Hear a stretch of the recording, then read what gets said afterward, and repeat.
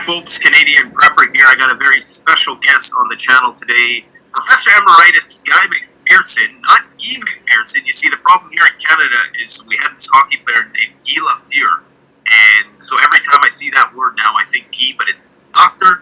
Guy McPherson. He is Professor Emeritus of the University of Arizona. He studied natural resources, ecology, and evolutionary biology, published 55 peer-reviewed research papers.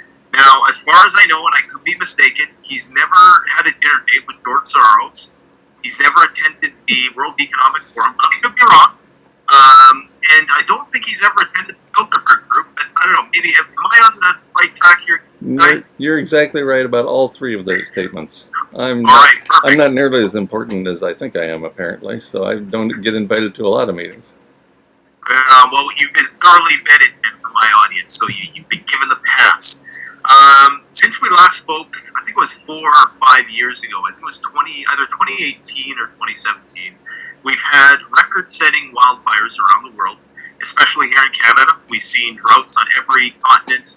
We have seen biblical flooding, especially in the west of Canada.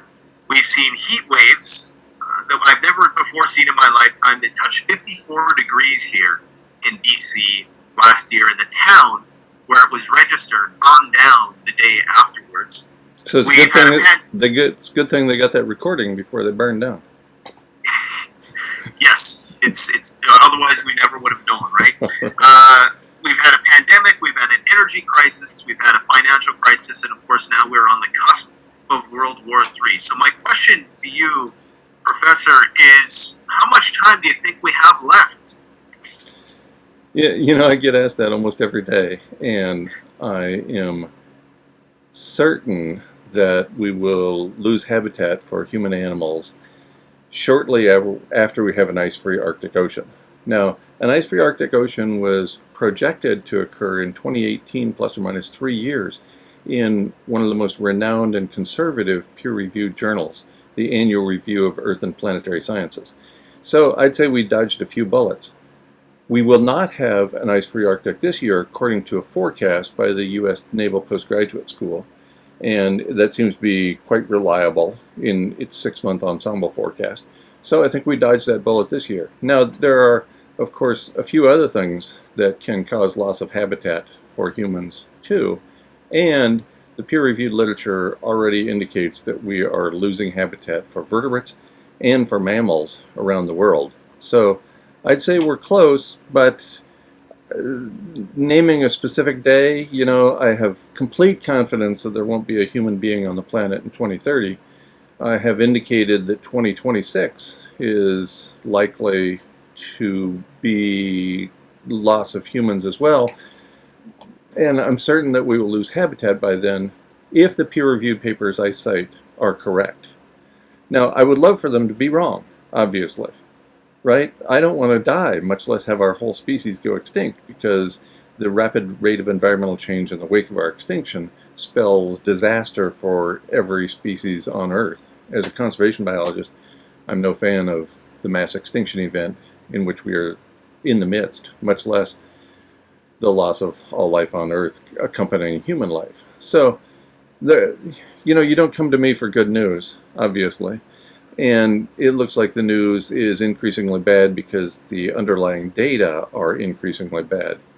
But it is what it is, so I will keep informing people to the best of my ability what is going on in the world and trying to interpret the scientific evidence underlying what's going on in the world. Because that's what we can do, right? We're like medical doctors. Through the 1960s, it was considered perfectly appropriate for medical doctors to not tell their patients they had a terminal diagnosis. And now we think that's crazy. Finally, the medical community awakened to the fact that a dying person deserves to know that they are dying and that it's going to happen soon or in months or years or whatever, right? And so that's why I play the role I do now as a science educator, trying to inform people that we don't have long and you might want to let that influence the way you live your life. Interesting. So maybe you can explain exactly why an ice-free Arctic would lead to, the collapse of civilization. I mean, I understand the science, but maybe my audience doesn't. Right.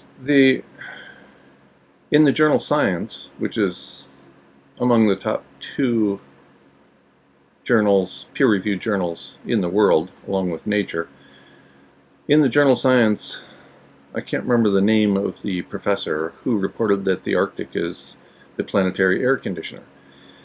But that's the short version right there. When we lose Arctic ice, we lose all of that albedo or reflectance that is being provided by the ice and snow floating on the Arctic Ocean.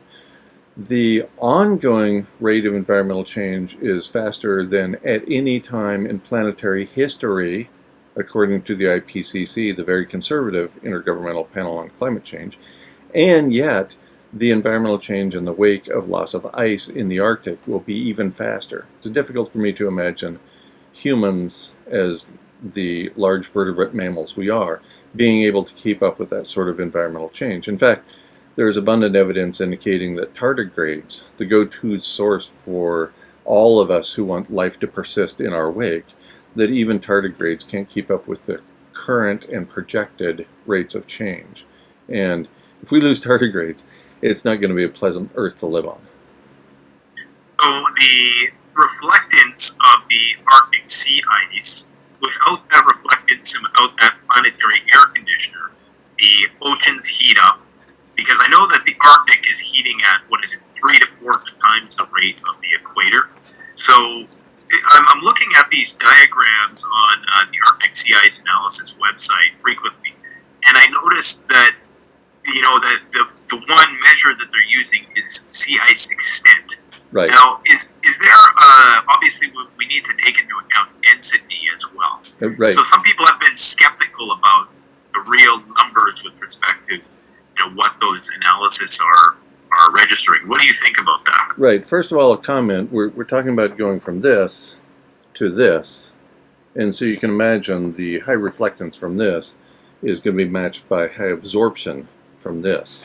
So it's really an enormous factor.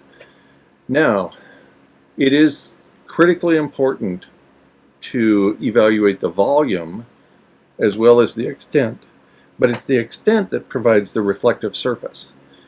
Certainly, we have lost an enormous amount of volume. The ice on the Arctic Ocean is thinner than it's been throughout the satellite record, and that makes that ice particularly vulnerable to things like storms that get up into the Arctic, to the ongoing rate of planetary heating, and that's undoubtedly why the Arctic is warming up 3 or 4 or maybe 5 times faster than the rest of the planet. So volume is critically important because it serves as the long haul for aerial extent. It's aerial extent that provides the reflective surface and the amount of reflective surface, and how long that extent remains depends critically upon the volume and therefore the density. So you're right, they're both very important. I've been focusing lately on the extent because the volume is so low at this point, the density is so low at this point, that it seems to me if we can hold on for a little while longer with respect to reflectance, we're doing great. So how exactly does this play out? I know that the Arctic plays a critical role in the jet stream strength in regulating the temperatures that we've become accustomed to around the planet in order to that we base our agricultural system around. How exactly do you see this unfolding? Because I mean, it's a pretty bold prediction to say that by 2030 there'll be no humans. So that would entail a massive agricultural collapse and obviously a lot of social upheaval. What do you foresee that? How do you see that taking shape? Yeah, that's a good question, because we've never experienced collapse of industrial civilization. We don't know with certainty how it plays out, right? We can postulate based on past events, but it's pretty tough to say exactly on a day-by-day, week-by-week, month-by-month basis what's going to happen. Bear in mind that loss of habitat is already underway for vertebrates and mammals, and it's projected to get much worse in the near future. As large vertebrate mammals, especially given that we are large mammals, humans are definitely included on the list of species that are teetering on extinction right now. Habitat for humans is rapidly being lost right now in subtropical and subtropical areas because of the lethal wet bulb conditions. The combination of high temperature and high humidity in the tropics and subtropics make it an extremely dangerous place to live at this point.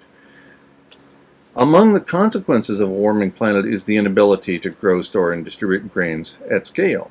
And unfortunately, such activity defines civilization, this one and the civilizations before ours. I suspect the ongoing military misadventures in Ukraine are driven at least in part by access to the grains in the region, which are numerous. And it doesn't really matter what you eat as an individual. What's important is what goes on at the planetary level, because if we lose even as little as 20% of industrial activity, we're going to see a rapid warming of the planet of a degree or so, and that will further negatively impact the ability to grow, store, and distribute grains at a large scale. Can you explain that process? I know a lot of my audience is probably not familiar with the global dimming effect, and exactly how rapidly would that have to happen for that to actually unfold? Yeah, it's something that almost nobody talks about. You'd be hard pressed to find a paid climate scientist or a media personality or a government official mentioning global dimming or the aerosol masking effect. But here's the thing. At the same time industrial activity puts up carbon dioxide and other greenhouse gases that I think we're pretty much all familiar with at this point, at the same time industrial activity also puts up these aerosols into the atmosphere. Those aerosols act as something of an umbrella or a series of mirrors that reflect incoming sunlight before it strikes Earth, and therefore before it has the potential to heat up the Earth and get trapped by those greenhouse gases. So if we can stop incoming sunlight from striking Earth and therefore warming Earth, then that's going to serve as a cooling mechanism. And it is. The latest paper I've seen from Nature Communications, which is open access, so anybody can read the paper, I think it was June 15th, 2021, indicates that we will see a 50%, no, a 33% increase in planetary temperature and a 133% increase over land. Now, most of us live on land, obviously, so that dramatic increase in global average temperature is going to influence everything that grows around us, right? That influences your ability to grow a garden, that influences every living organism out there, because organisms have evolved through natural selection in response to certain selective factors, and those include an almost perfect match to the environment where they're found. We are unusual relative to other organisms. We are capable of modifying our own environment and also protecting ourselves against things like cold and too wet, too hot, and that sort of thing with technology. But we depend greatly upon other organisms for our own survival. And if you don't think that's the case, just have a conversation with a few species in your stomach after you've been, say, drinking too much or eating too much of the wrong thing. And when you get back off the toilet, tell me how those species are not important, because they really influence our comfort. And I've been having intestinal difficulties myself today. I can assure you that it makes life extremely uncomfortable. I wasn't sure I was going to make this conversation today because I was spending way too much time sitting down. Well, I'm glad that you were able to have that conversation with them and got everything straightened out before we met here. So this global dimming effect, then, this aerosol masking effect, you said in June 2021 there was a publication that said That 133% increase in land temperature, and is that with an abrupt downgrade? That's what you said, 20% in reduced industrial activity. Right. Yes, as little as a 20% reduction in industrial activity based on other peer-reviewed papers leads to sufficient loss of aerosol masking that it'll warm the planet. I have the full details on that paper in Nature Communications. Again, it was published June 15th, 2021, and it's an open access journal, so anybody can go to the website of Nature Communications and find this paper from June 15th, 2021. It's called Significant Underestimation of Radiative Forcing by Aerosol Cloud Interactions Derived from Satellite-Based Methods. So they're pointing out that the previous work on aerosol masking, or what they call radiative forcing, has been profoundly underestimated, and they demonstrate how and why that's the case, and point to that 133% increase in global average temperature over land. So now, this would basically, sorry, go ahead. Now, James Hansen, Professor James Hansen, who we all know worked for NASA for many years, and he's sort of the father of climate science, he says those aerosols fall out within 5 days of a reduction in industrial activity. So they fall out quickly, the planet warms up very quickly in response, because what we're talking about here is loss of that umbrella or that series of mirrors, and immediately the planet begins warming up. So he says as little as 5 or approximately 5 days. So that's not a long time. I suspect we lost a significant amount of aerosol masking when the pandemic was reaching its peak, and the evidence for that has been appearing in peer-reviewed literature. Things such as, for example, profound increases, record-setting increases in precipitation in places like around Wuhan in China, and also in Western Europe. So and most recently in the northeastern United States. So in the places that the pandemic broke out first and greatest, there was sufficient regional reduction in aerosols to cause increased warming and therefore increased precipitation. As climate scientists have been saying since the 1970s, a warmer Earth is a wetter Earth, because as it warms, more water is evaporated, goes up into the atmosphere, and that seeds the clouds, if you will, so that there is increased moisture that's able to come down to Earth. And so that's why we're seeing things like at the same time the Colorado River is on the verge of drying up, at the same time the Po River in Italy has already effectively disappeared.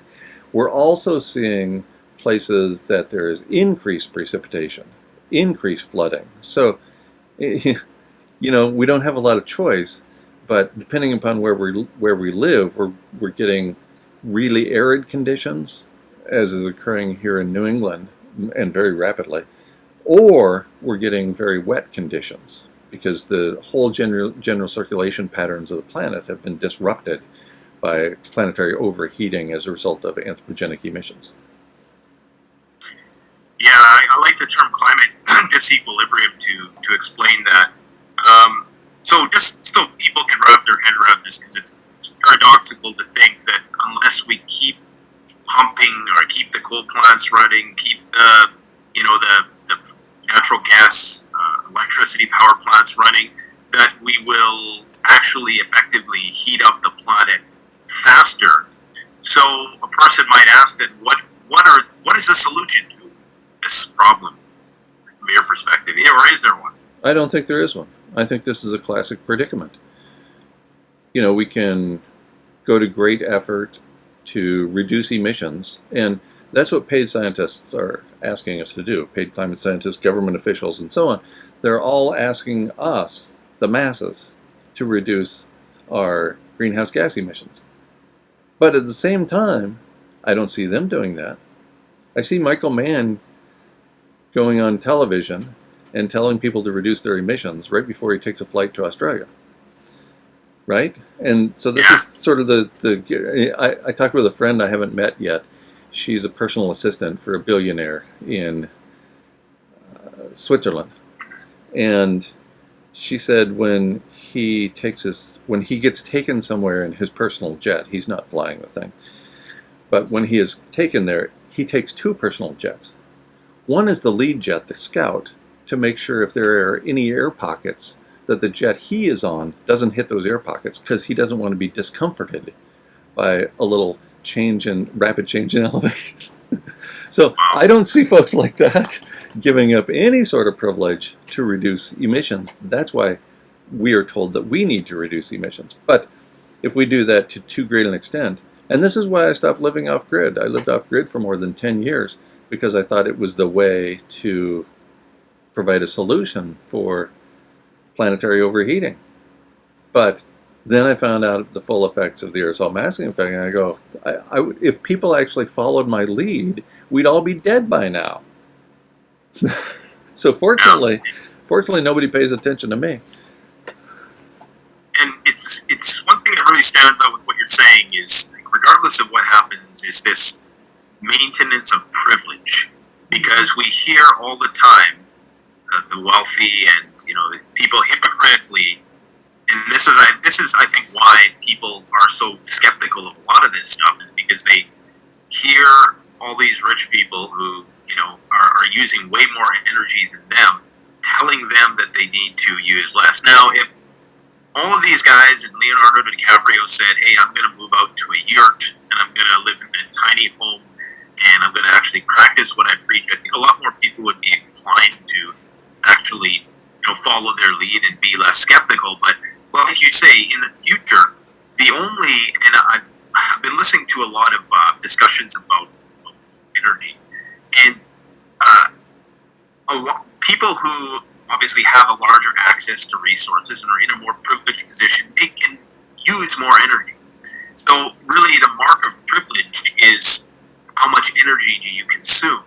So if we move into this future where we all have to ration our energy, there's going to be some people who just simply don't have to do that. I speculated that there might be some kind of dystopian carbon credit system where if you're really rich, you can buy the carbon credits off poor people and then you can pollute more, or something like that, like what we have now with industrial activity with carbon credits, but on an individual scale or level.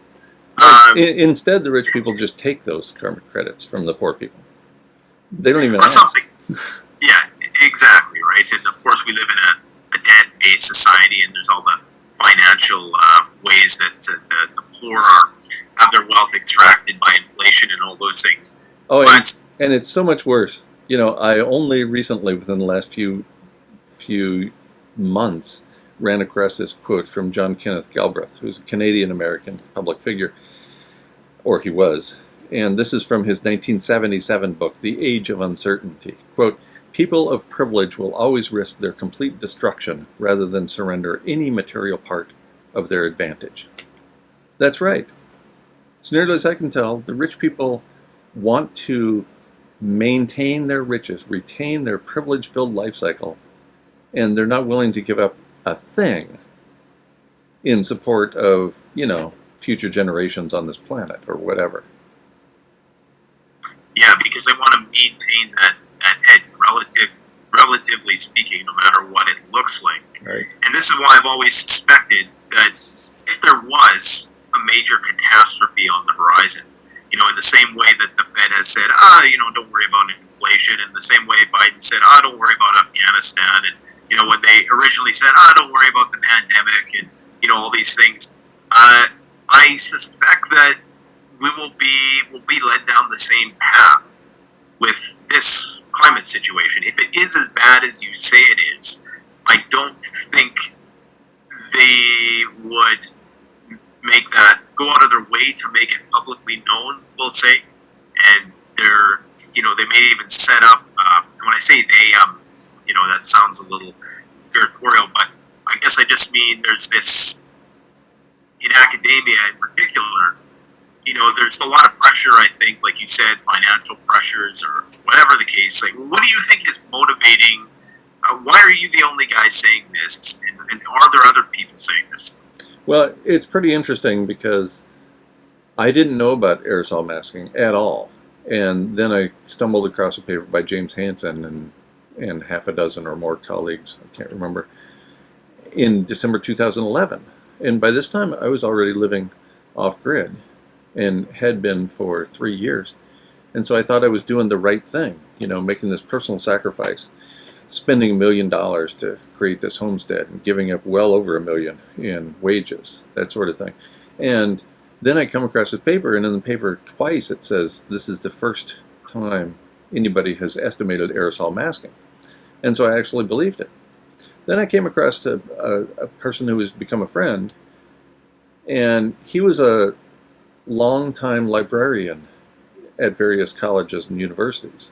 And he wrote to me and said there's more than 24 papers that have described aerosol masking before that December 2011 paper came out. And so he'd point me to some of those. The oldest one I've been able to find is from 1929.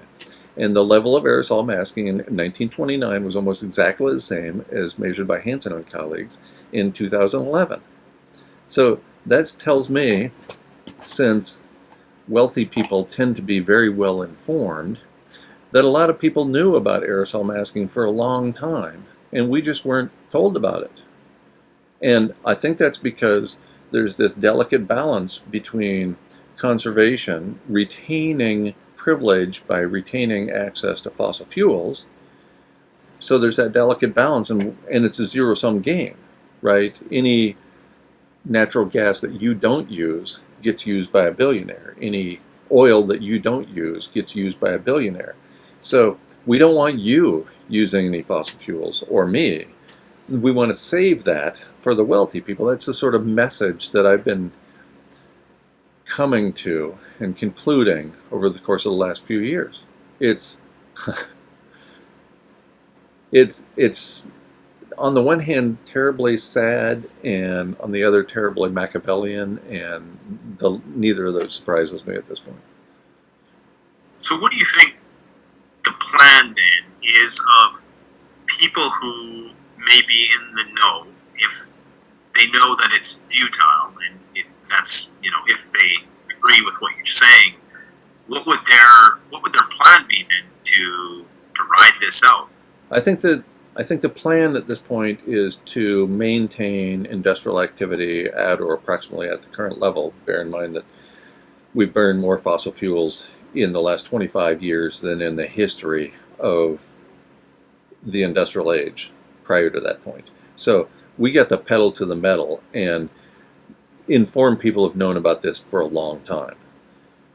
What are we going to do? What are they going to do? I think they're going to keep the pedal to the metal. I think the billionaires are going to retain their privilege as long as they can, and when it's done, it's done.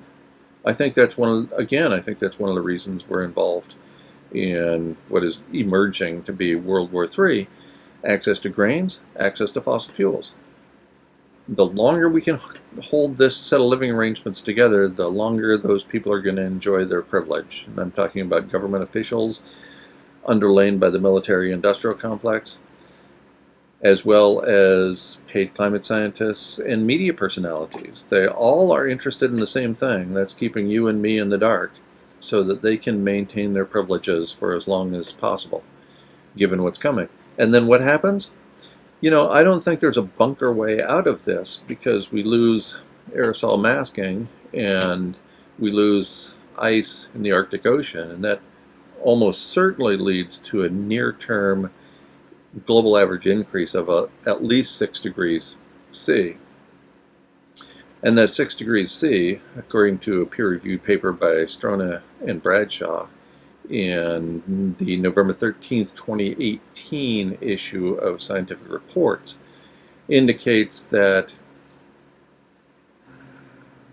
a 5 or 6 degree increase in global average temperature will drive to extinction all life on Earth.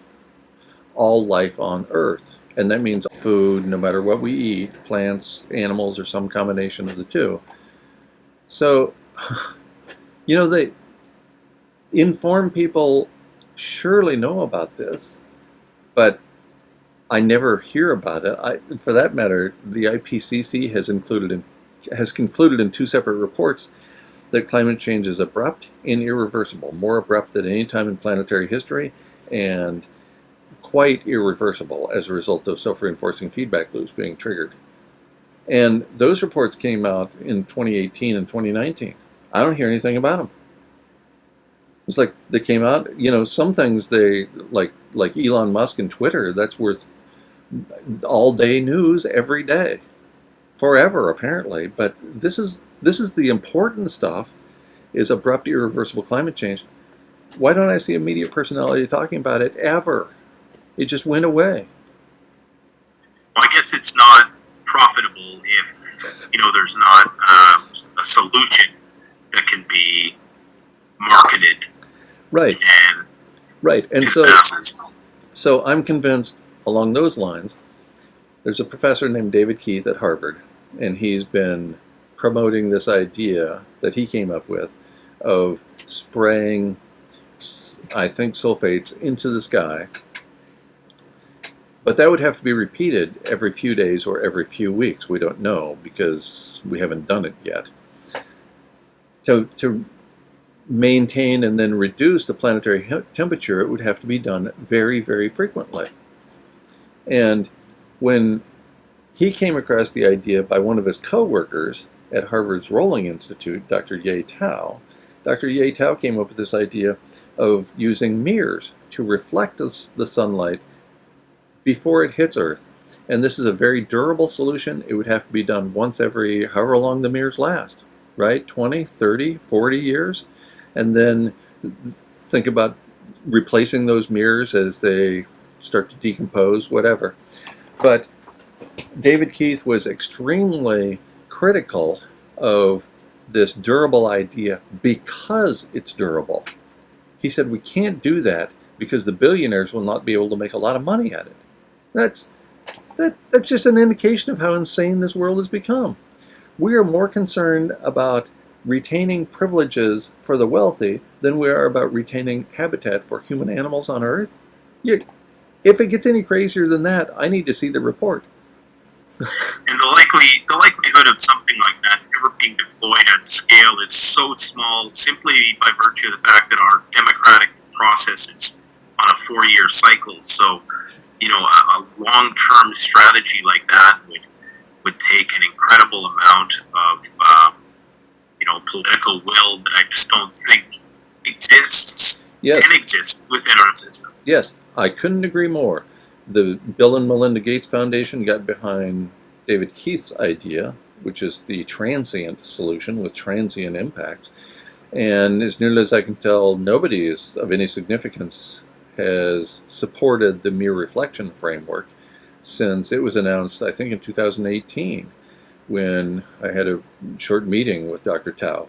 So he's been trying to implement this thing for, 4 years now, and it doesn't seem to be getting any traction at all. And I think that's because, as you say, there's not the billions to be made with that sort of project. And it drives me insane, or maybe that was something else. But I can't figure out why what seems so obvious to you and me cannot be grasped by somebody because they have $1 billion in their bank account. So it's a combination of the lack of financial motivation, perhaps a bit of groupthink, because we know there's a lot of people who are just going along to get along and don't want to stand out, don't want to be ridiculed.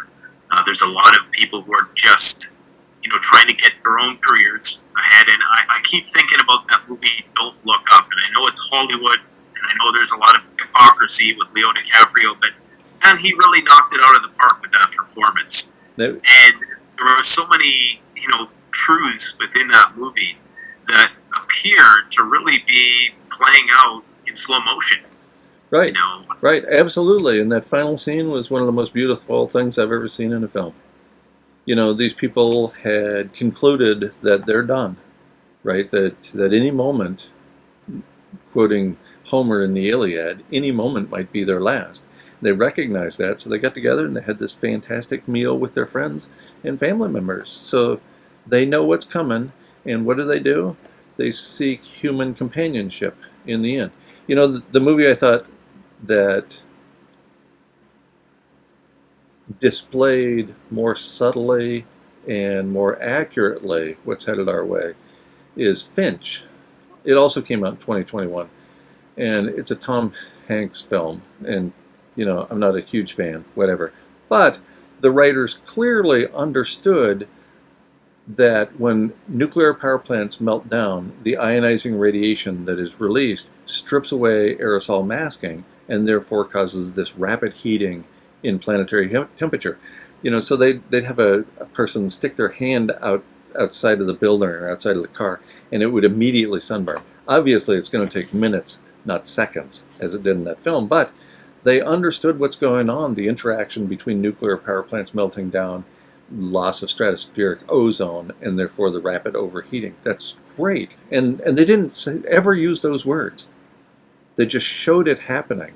And so if you didn't know about ionizing radiation stripping away stratospheric ozone, you'd just be confused, right?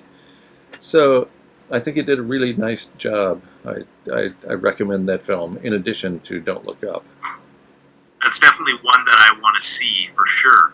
And I'm glad you reminded me about it because I totally forgot about that movie. Now, you've said before, and I really like this quote, civilization is a heat engine.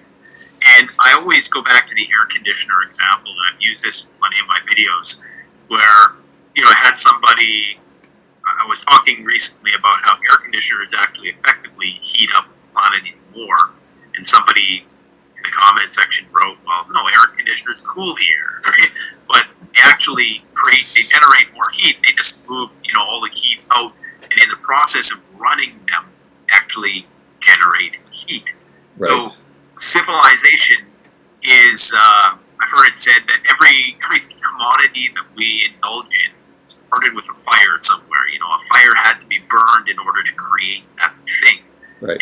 And heat will dissipate from the planet, as far as I know, but perhaps it doesn't dissipate fast enough. Can you explain your civilization as a heat engine metaphor? Right. Yeah. So it's not mine, and it's not so much a metaphor as a fact. As with all my work since I left campus life more than 13 years ago, I rely upon the work of other scholars to reach my conclusions. In this case, I'm relying on 5 peer-reviewed papers by Professor Tim Garrett at the University of Utah. His conclusion that civilization is a heat engine, and in his original paper, he described it. I'll tell a short story about that in a minute. And then in his subsequent 4 papers, he puts the numbers on it. He says how much heat is generated by industrial civilization, and how is that related? Now, it's all based on the laws of thermodynamics, so that's pretty solid footing. 5 papers now. The first paper was published in November 2009 in Climatic Change. That's the journal, the peer-reviewed journal. And there was such outcry from civilized university professors that they demanded the paper be pulled. And so it was. So it appeared for just a few days, and then it was taken offline as if it never happened. 14 months later, the paper was finally published, but only after 2 different research groups were allowed to respond to Garrett's initial paper in print. And he was not allowed to respond to their responses. So they got to sort of pick it apart. But I've read those papers, and they don't pick it apart. They're just whining because they're academics, and therefore they can't possibly lose civilization. They got too many records they still want to play, right? So it doesn't make any sense. But Professor Garrett has gone on to lay out the details, and he didn't get such resistance after that first time. But it's good stuff. It's based on the laws of thermodynamics. It's civilization itself because of what underlies it, no matter whether it's run by solar panels or wind turbines or wave power or whatever. All of those things rely upon access to rare earth elements, for example. They rely upon oil to transport, to make them in a factory. So all of this, all of the means of maintaining industrial civilization requires the maintenance of industrial civilization. So it's a self-reinforcing feedback loop. And I think people have to ask themselves, is there ever a set of circumstances in which the majority of academics would, for whatever reason, not tell us how bad the situation is? And if you can find any instance of that being true, then one has to presume, in light of, based on the track record of governments and corporations and, all the institutions that we hold up high, they tend to either dilute the truth or, like you say, try to find some way to circumvent it into making it monetarily advantageous for themselves. So, yeah, I think, this is why I don't necessarily, I'm not in entire 100% agreement with a lot of the things you say, but I do definitely, it's something I'm going to look at, because I know that there is this group thinking process within academia. I spent a bit of time there, so I know how people go along to get along, and I would not be surprised if it's far worse than we're being told. Like, a lot of people on parts of depending on what part of the political spectrum you're on, I guess, some people don't think we're doing enough, some people think we're going way too far, but the fact is nothing is being done.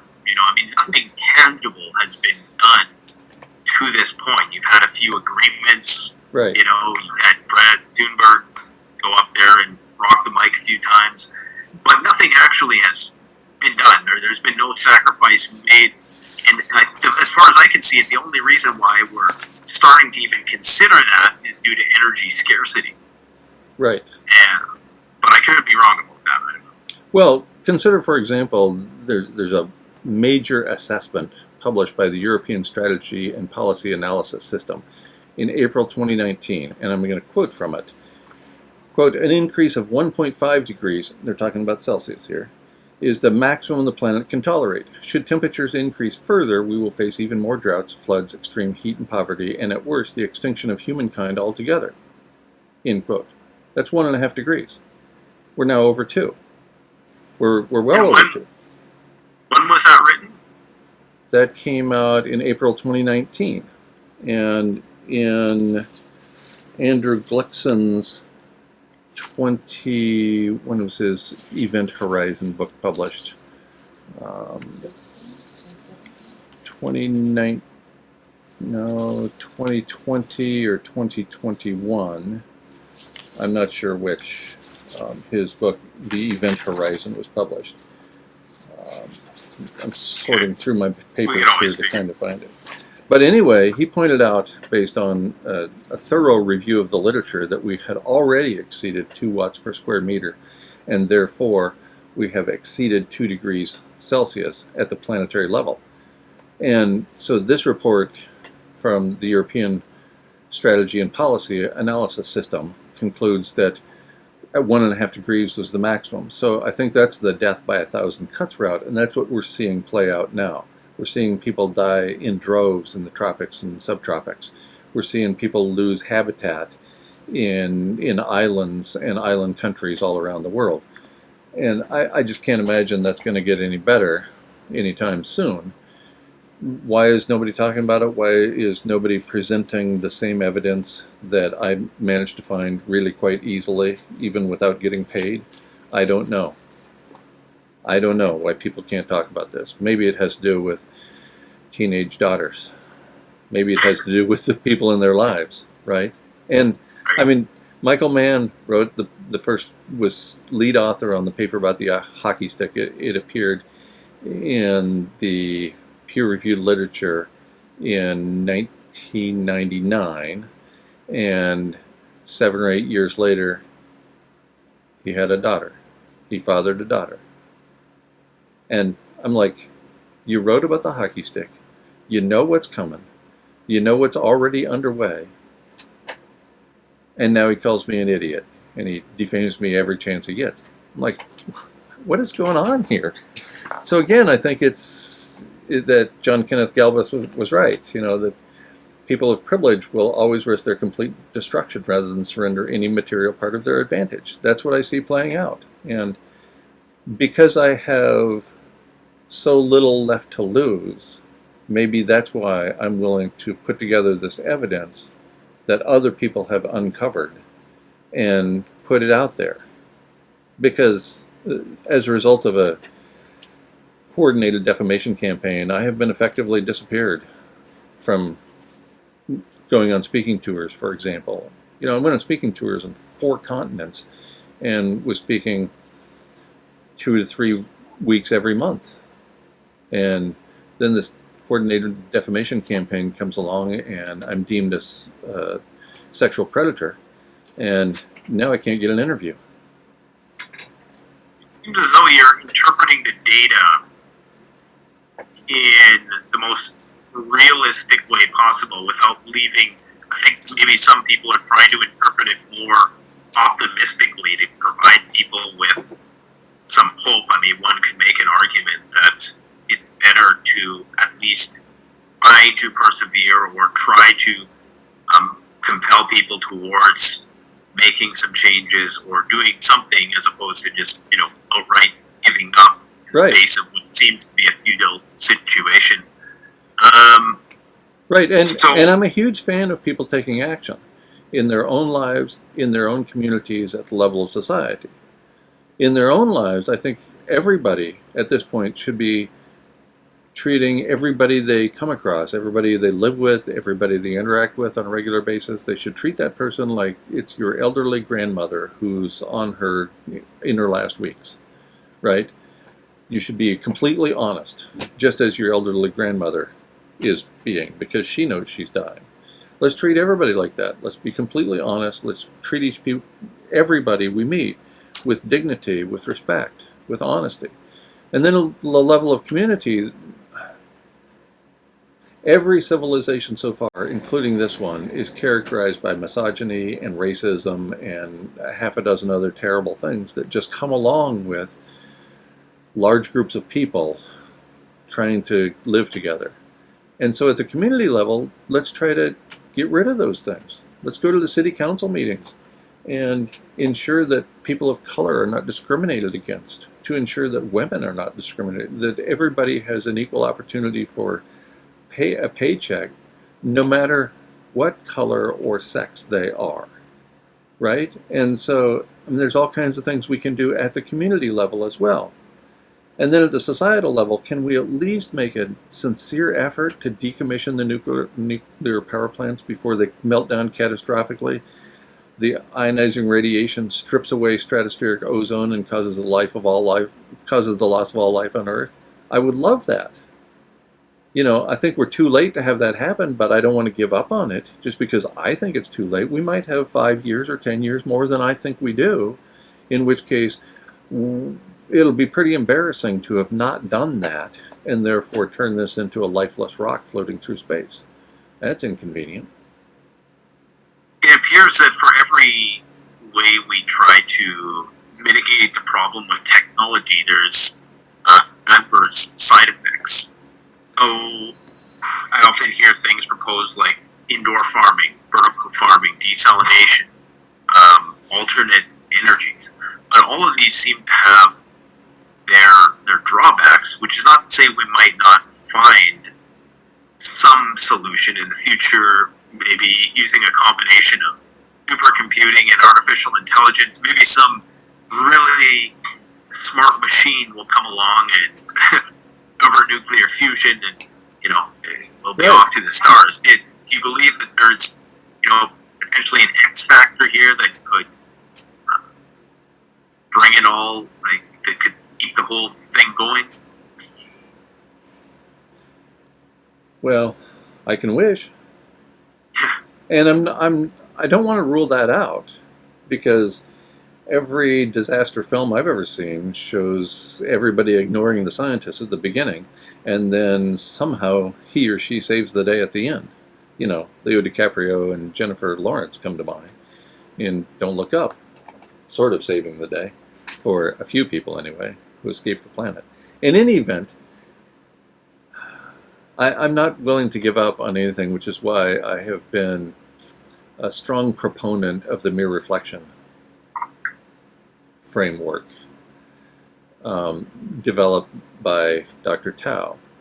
But do I think it's too late? Honestly, yeah. Yeah, I think it's too late. And so that influences how I live. I live with urgency.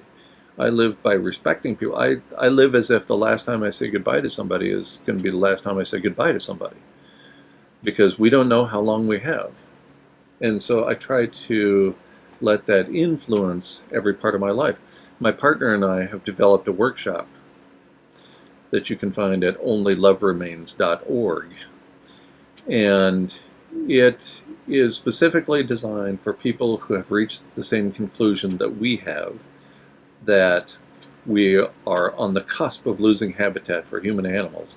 And let's have a conversation about what we do in light of that knowledge. So we have carried out that workshop once last month and once this month already. Last month in our home here in Vermont, and this month in nearby Deerfield, Massachusetts. And it gives people an opportunity to come together and talk about the most horrific information you could possibly imagine. But people need that. People desire so much to have this, quote, doomist information, this bit of information that nobody is talking about, because they want it to inform how they live as well, right? You deserve to know if you have a terminal diagnosis, and guess what, Homo sapiens, you have a terminal diagnosis. Now you could argue, let's ignore the timing for right now. You could easily argue that birth is a sexually transmitted disease that is proven fatal in every case, right? No matter how long we get to live, we know that it's short. You and I don't have 1,000 years. We don't have 100 years. If I'm following the genetics of my family, I don't have 80 years. Never mind what happens with the climate. So one thing we could do is live as if lives matter, all of them. And I think that's a perfectly appropriate strategy to take. Yeah, definitely. I mean, I think it certainly reminds us of what's important in our lives, when we reflect on these sorts of things. I mean, I just worked my ass off to try to pursue this simpler life. And I got there at great expense. And that expense came in many ways. And I would love to believe that we are not on the verge of human extinction. I would love to believe that. And that's what I was living for. That's why I changed my entire life, turned it upside down, was so that I would be in a position to live for a long time, along with the people I loved. It makes it a lot easier when the people I love no longer love me. So maybe that makes it easier for me to adopt the more recent evidence that has come forward. But I have nothing left to lose, unlike the enormous privilege that most academics have to lose. I have nothing. I have nothing remaining except the love of a decent woman, and maybe the love of a few other people. That's it. So I'm trying the best I can, inspired by people like Carl Sagan, to relay scientific information in a manner that people can understand it easily. And it's hard to take on this information. I'm the first to admit that. I don't want to believe it myself. But I can't avoid it. I can't avoid what the data say. I think it's worth emphasizing that many people are skeptical about what the IPCC is saying, yet you are going many steps further in suggesting that no, it is actually far worse than we're being told, as of all the things that we've just discussed. And a lot of people get their back up against the wall when they hear something like this, because right away it's like, okay, well, what's the catch? What do you want from me, right? And you're not saying that you want anything, which is, it's hard. No. This is what's compelling about your position. The only thing The only criticism I guess somebody might levy is saying that it might be a bit, um, you know how we presume that within our lifetimes things are going to happen, like we have this bias of the end is going to happen in our lifetime as opposed to 2100. Right. What do you make of the kicking the can down the road in the year 2100? That's when things are going to start happening. What do you make of that? Is it just them trying to push it back? Like, it's 2040, it's 2030, it's 2050. It's never right now that it's happening. You know, I had a long conversation that was recorded and is on the Nature Bat's last YouTube channel, and with a guy who said the same thing. He said, "Listen, all I hear is 2100. I'm going to stick with 2100 for now. Why don't you try to talk me out of that?" And so this conversation lasted, like I said, more than an hour. I think partner Pauline reduced it down to 40 minutes or something like that. But I walked through all the things that are happening right now as reported in the very conservative peer-reviewed literature. The oceans are dying. And you don't need me to tell you that. You can read that in almost any newspaper these days. The oceans are dying. Pick a specific location. The methane is flowing out of the oceans, the East Siberian Arctic Shelf, Antarctica, and many places on land. There's the planetary heating is beyond crazy and faster than anything climate scientists could have even imagined in the 1970s, 80s, and 90s. So there's a lot happening, and it all points in the wrong direction. I would love to think otherwise, and my life would certainly be better were I able to think otherwise. I would still have a lot of people in my life that are no longer in my life, but I can't not present the evidence as I understand it. Now, you know, people tell me all the time that the powers that be, the government officials, the media personalities, and so on, are not telling the full truth because if they hear something like what I have to say, then it's going to cause mass chaos to break out the day after tomorrow, right? And maybe, but imagine when it actually does happen. Imagine when people realize they have not been told the truth. They have not been relayed the evidence. And then the water stops coming through the taps. Then the food stops showing up at the grocery stores. Do you think people are going to be pretty happy at that point? I don't think so. So I adhere to the notion that people have the right to know what I know, and so I make the information freely available, even though I don't make any money and haven't for a long time, because I think people deserve to know what the hell's going on. And who else is telling? I can't find anybody. Anybody who talks like I do gets deemed crazy. And in fact, that's what an AP reporter actually said. He said, "You lived off grid? That makes you crazy. That doesn't make you right." I was just trying to make sacrifices. The thing is, this is a common strategy that we know has been employed as recently as the Ukraine war, where President Zelensky knew that the invasion was going to happen and didn't tell his population because he didn't want to incite a panic.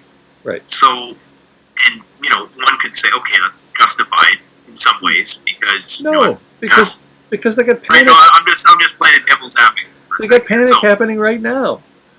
Right, of course.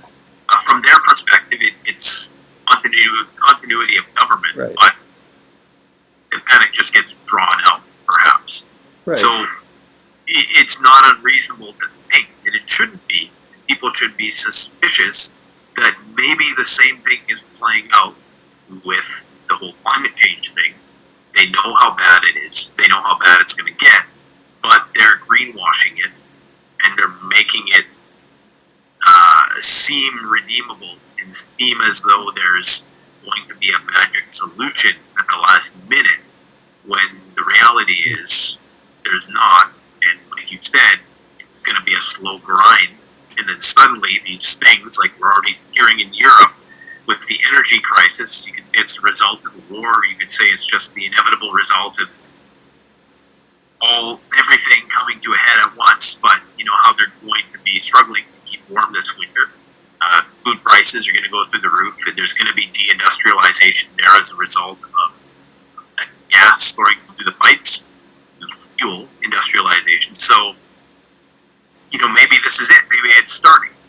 Maybe the war and the pandemic was just, you know, the first phase of that. But at the same time, I also know, like, perhaps to provide people a bit of hope, is that we are resilient in some ways. Like, the system has demonstrated resilience as well. I was listening to a discussion yesterday where they were talking about how the ocean fisheries peaked in the 90s.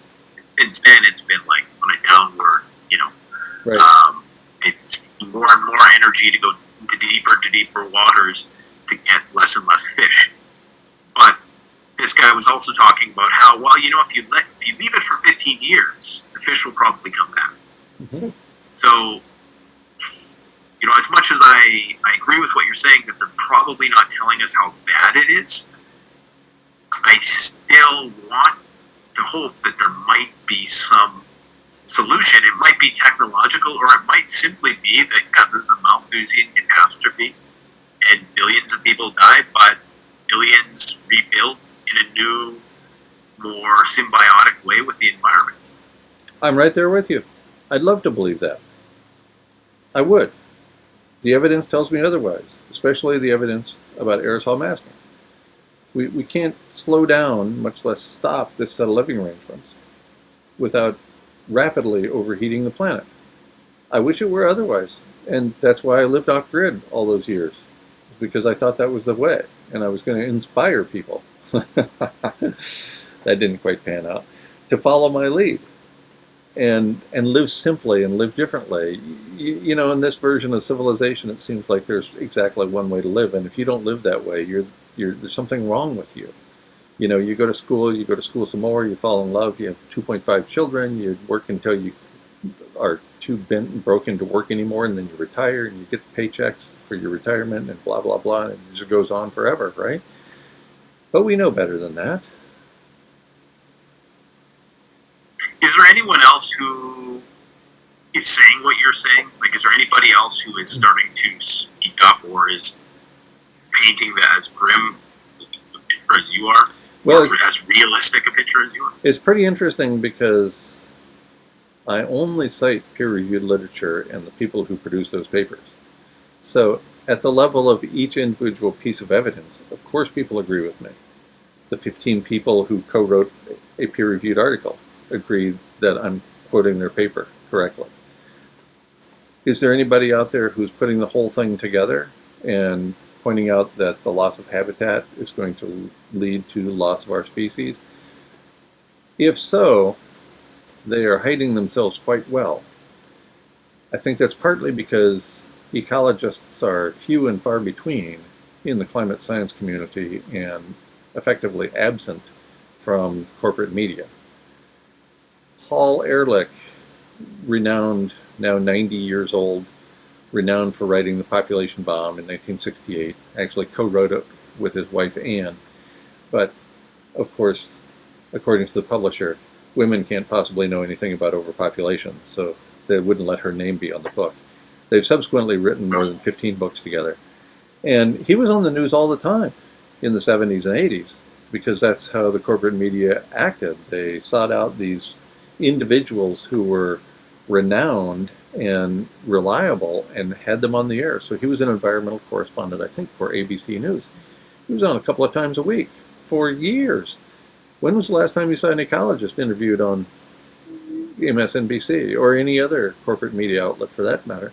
I don't think it's happening anymore, because that would give up control of the message to somebody who actually understands the message, instead of to people who want a certain message to be heard. Anyway. Is there a certain point that people are going to, is there like a panic point that you foresee? At what point are people going to realize, oh, you know, things are bad and they're not going to improve. And when do you foresee that happening, and how do you see that taking shape on the ground? You talk about the inability to grow food.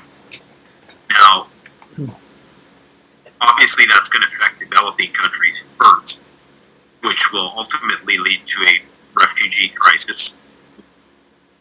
The timeline might be refugee crisis, destabilizing Western countries or more wealthy countries where there's still food, and that leading to political chaos, possibly some sort of fascism or something emerging in response to it.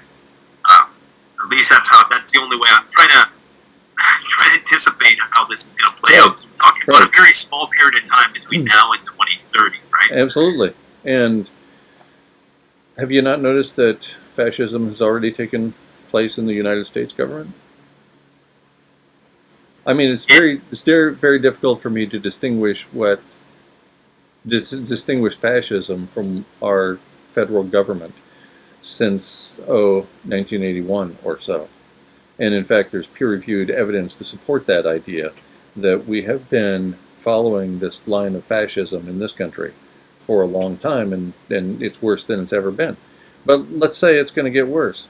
Look at those underdeveloped countries that you just spoke about. It's already happening. I lived in Belize for about 2.5 years. This was starting in July or August of 2016, and it was already happening.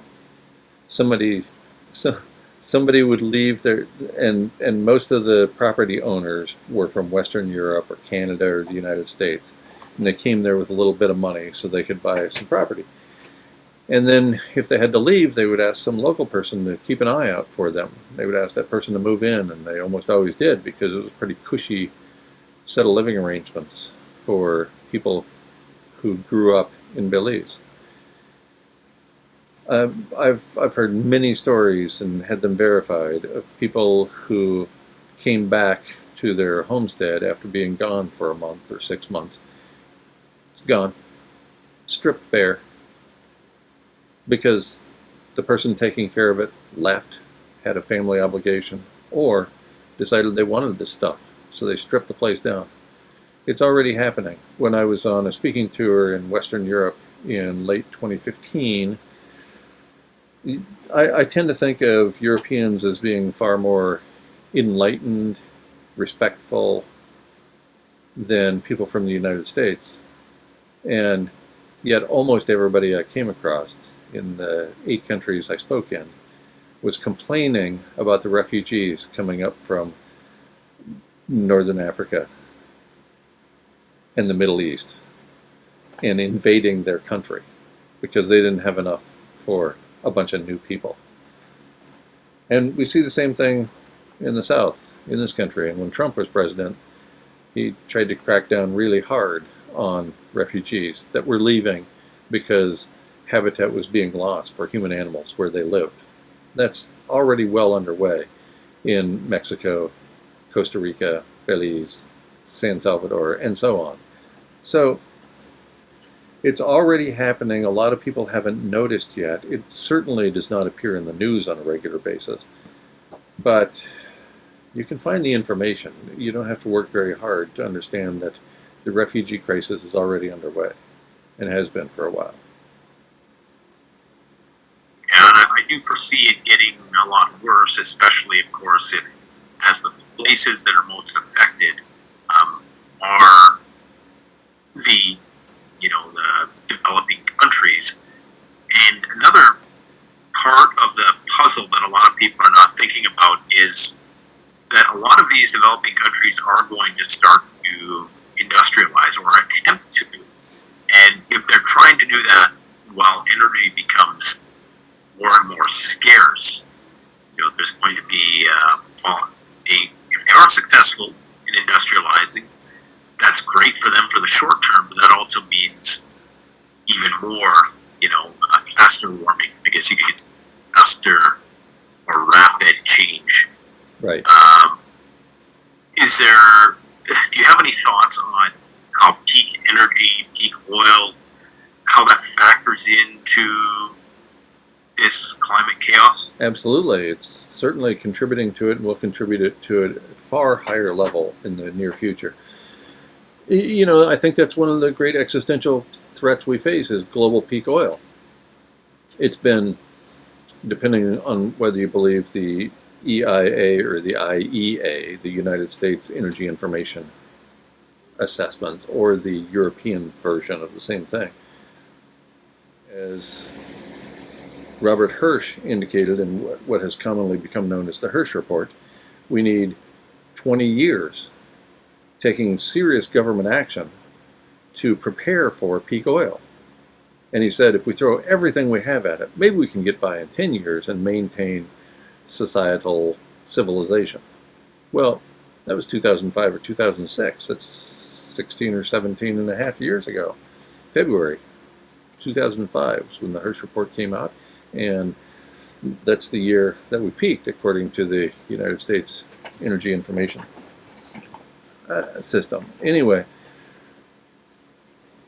I think it's going to get much, much worse. And a primary reason I keep doing the work I'm doing is because in my dreams, and probably only there, people behave like they do in the short story.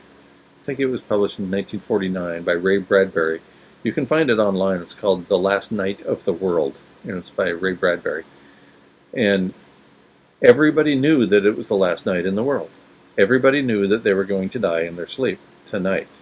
And nobody freaked out because it was affecting everybody. Nobody on the East Coast flew to the West Coast so they could get 3 more hours of wonderful lives. The privilege just didn't matter. Everybody knew.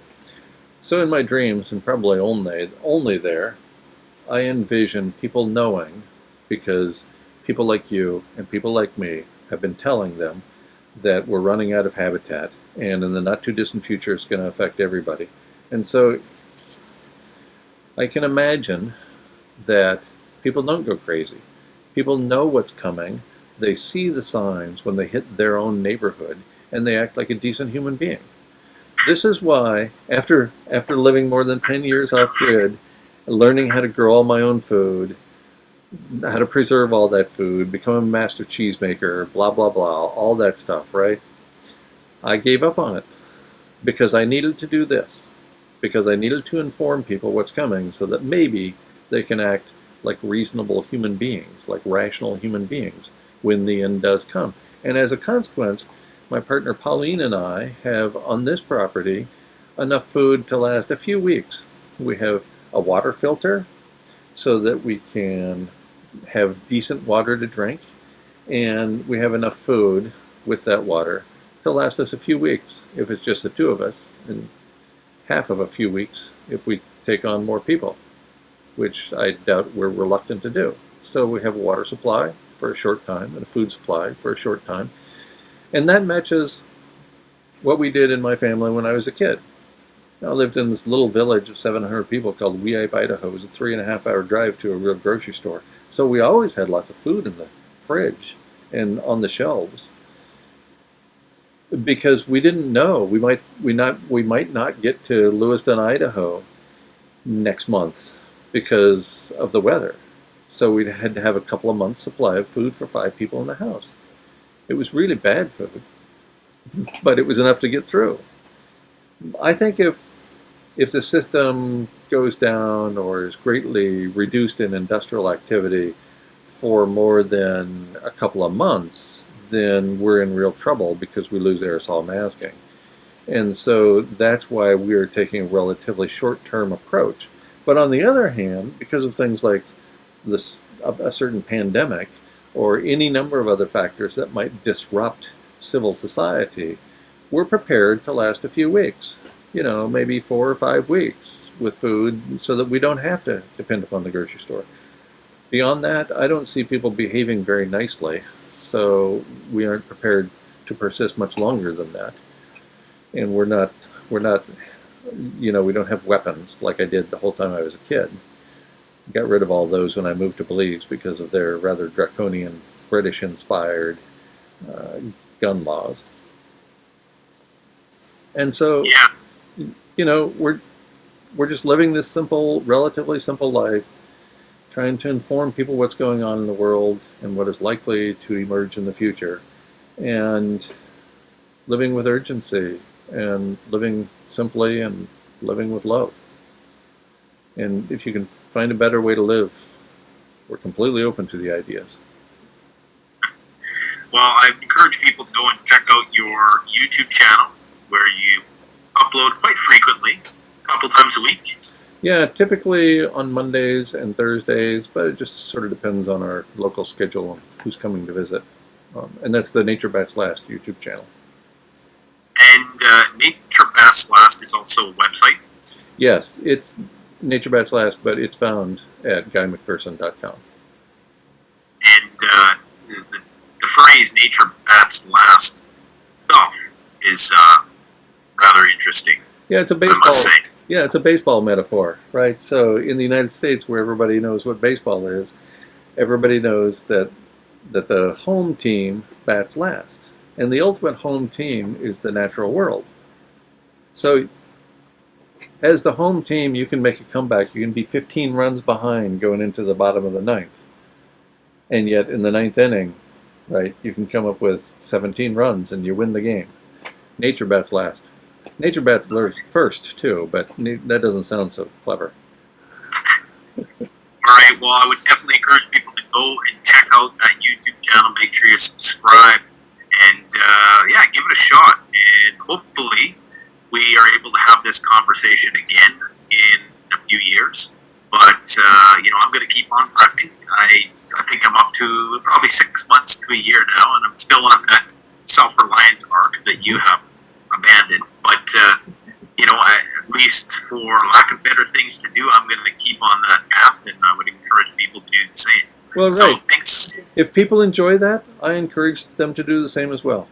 I encourage people to do what makes them joyful. If it brings you joy, damn it, do it. There's not enough of that going on in the world. Absolutely. All right, Guy. Thanks, I almost called you Guy again. Nate. Guy Lafleur. You know, it's a francophone. It's the francophone influence. But all right. Well, thanks for coming out, man. I really appreciate it. I got a short story to end with. Okay. Yeah. My name is Guy, which is the American pronunciation of Guy, as you point out. And Guy is short for Guillaume, which is the French version of the English word William, which we commonly call Bill. So you can call me Bill.